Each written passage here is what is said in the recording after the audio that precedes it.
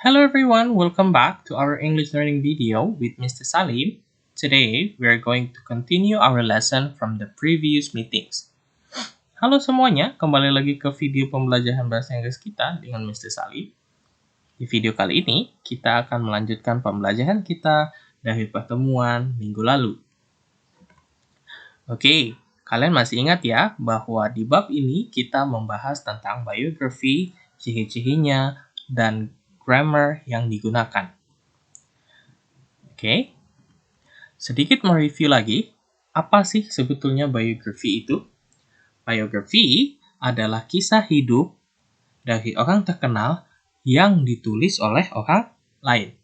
So, it's a life story of a person written by someone else. Karena ketika kisah hidup itu ditulis oleh diri sendiri, maka hal itu disebut sebagai autobiography.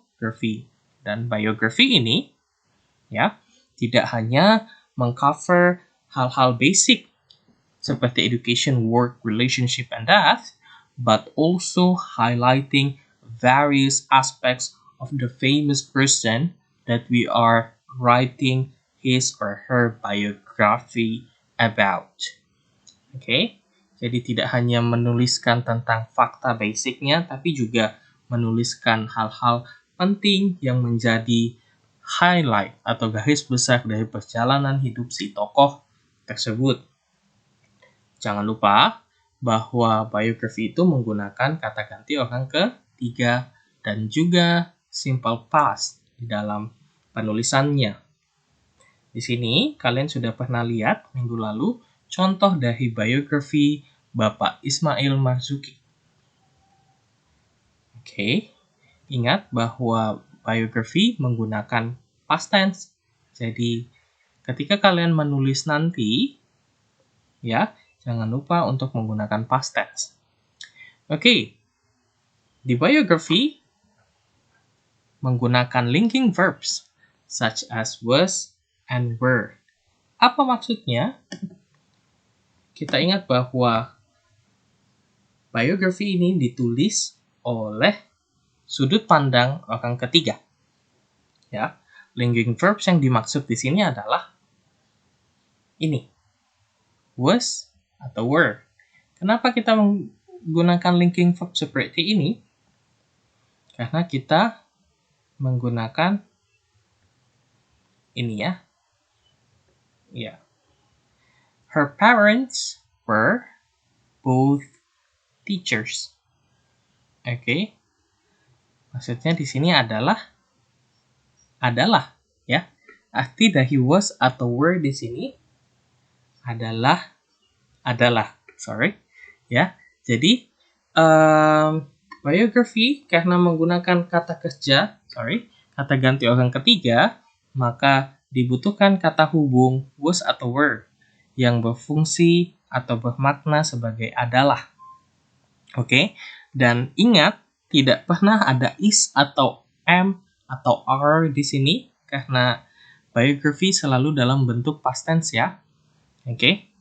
She was also active as a radio broadcaster. Jadi ketika di sininya sudah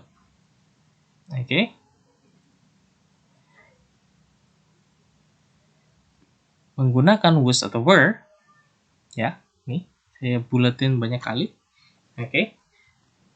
Biasanya di sini adjective, ya kan? Dan di sini keterangan lain-lainnya. Sama. Ini kalau misalnya contohnya autobiography, I. Kita tidak menggunakan am, tapi tetap menggunakan was. Oke? Nah, ingat, saya ulang-ulang lagi bahwa biografi menggunakan simple past. Di sini terdapat banyak kata kerja yang sudah ditebalkan. Menggunakan kata kerja bentuk kedua, verb to. Enjoy. Verb to. Ini verb to. Lalu bagaimana yang di sebelahnya? The use of was atau were plus verb 3. Was born, were declared. Ini adalah contoh kalimat pasif. Sepengetahuan Mr. Salim, kalian di bab yang sedang kalian pelajari di bahasa Inggris wajib, kalian sedang membahas tentang passive voice. Jadi, penjelasan detail mengenai passive voice tidak akan Mr. Salim include-kan di sini. Tapi, harapan Mr. Salim kalian sudah memahami apa sih sebetulnya passive voice itu. Nah, ini adalah contoh dari passive voice itu sendiri. Kalau kalian sudah tahu bahwa passive voice menggunakan kata kerja bentuk ketiga, ya, dan juga ada to be-nya. To be di sini, ya, sama di sini. Ini to be-nya, ini kata kerja bentuk ketiganya.